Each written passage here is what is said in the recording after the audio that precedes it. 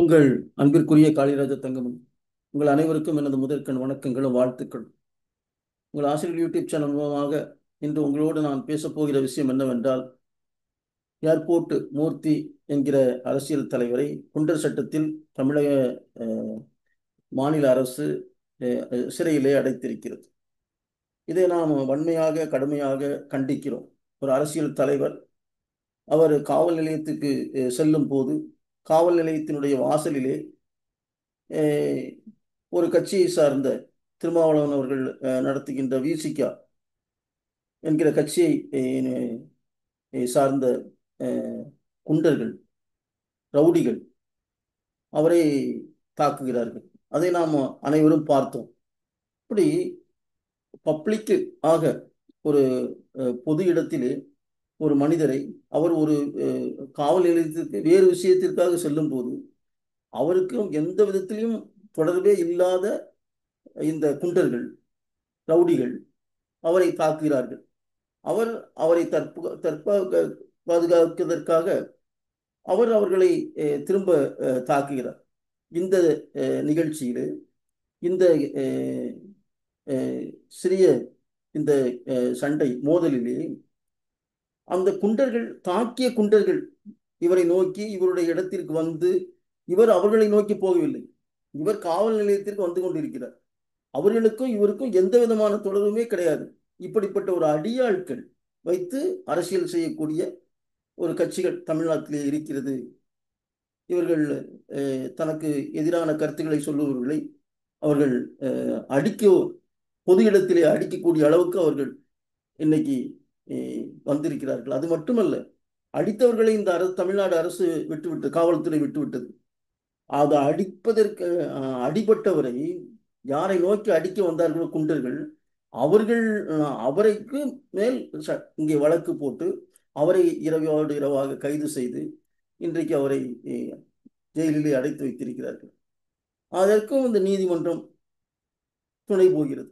அது மட்டும் இல்லாமல் அவரை இன்னொரு வழக்கில் கூட அவரை சிக்க வைப்பதற்காக என்று அவர்கள் முயன்றதாகவும் அதற்கு அந்த நீதிபதி ஏற்றுக்கொள்ளவில்லை என்பதாகவும் நாம் அறிகிறோம். இப்படி ஒரு தரங்கட்ட ஆட்சி இந்த தமிழ்நாட்டிலே இருக்கிறது. சட்டம் ஒழுங்கு என்பது இங்கே அநீதியானவர்களுக்கு நோக்கி இந்த சட்டங்களும் இந்த காவல்துறையும் செயல்படுவதை நாம் பார்க்கும்போது மிகவும் வருத்தமாக இருக்கிறது. இதற்காகவா வஉசி எல்லாம் செக்கிழுத்தார்? இதற்காகவெல்லாம் கஷ்டப்பட்டு பாரதி எல்லாம் இந்த நாட்டின் விடுதலைக்காக உழைத்தார்கள். காமராஜர் போன்றவர்கள் எல்லாம் 9 ஆண்டுகள் அவர்கள் ஜெயிலில் இருந்து, முத்துராமலிங்க தேவர் அவர்கள் 9 ஆண்டுகள் அவர்கள் ஜெயிலிலே இருந்து, எத்தனையோ பேர்கள், முகம் தெரியாதவர்கள், திருப்பூர் குமரன் போன்றவர்கள் எல்லாம் இப்படிப்பட்ட ஒரு ஆட்சியை தமிழகத்திலே பார்ப்பதற்காக அடியாட்களை வைத்து நடத்துகின்ற இந்த அரசியல் கட்சிகள், அந்த அடியாள்களுக்கு துணை போகக்கூடிய, அந்த குண்டர்களுக்கு துணை போகக்கூடிய இந்த அரசாங்கம், தமிழக அரசாங்கம், இது ஒரு வெத்து அரசாங்கம். இது வீணா போன அரசாங்கம். நாட்டு மக்களுக்கு ஒரு நல்லதே நினைக்காத, இப்படி ஒரு நல்ல ஒரு நிரபராதியை குற்றவாளியாக ஆக்கக்கூடிய ஒரு ஒரு கேடுகட்ட ஒரு அரசாங்கம் இன்றைக்கு தமிழகத்திலே இருக்கிறது. அதற்கு ஒரு முதல்வர் வேற, அதற்கு ஒரு துணை முதல்வர் வேற. இப்படிப்பட்ட ஒரு ஒரு தவறான ஒரு நிகழ்ச்சிகளை எல்லாம் இன்றைக்கு தமிழ்நாடு சந்தித்து கொண்டிருக்கிறது என்பதை நினைக்கும் போது நமக்கே மிகவும் வருத்தமாக இருக்கிறது. எப்படியெல்லாம் கஷ்டப்பட்டு சுதந்திரம் வாங்கி இந்த பாழா போன இந்த அவர்களுடைய கையிலே இந்த நாட்டை கொடுத்து இவர்கள் இந்த மாதிரி இந்த நாட்டிலே யாருக்கு நீதி கிடைக்க வேண்டுமோ அதற்கு எதிரான ஒரு செயலிலே இவர்கள் ஈடுபடக்கூடிய நிகழ்ச்சி எல்லாம் இங்கே நடந்து கொண்டிருக்கிறது என்பதை எல்லாம் பார்க்கும்போது மிகவும் வருத்தமாக இருக்கிறது. இந்த தமிழ்நாடு அரசுக்கு தொடர்ந்து ஆட்சி செய்யக்கூடிய தகுதியை இழந்து விட்டது. அதனால் மத்திய அரசாங்கம் உடனடியாக இதிலே தலையிட்டு இப்படி தவறு செய்வர்களுக்கு துணை போகின்றவர்கள், குண்டர்களுக்கு, அடியாட்களுக்கு துணை போகின்ற இந்த தமிழக அரசு மீது நடவடிக்கை எடுக்க வேண்டும் என்று கேட்டுக்கொள்கிறோம்.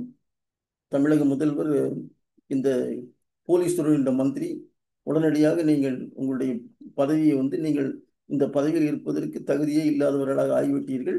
உங்களுடைய மகனிடம் இந்த பதவியை நீங்கள் கொடுத்து விடுங்கள்.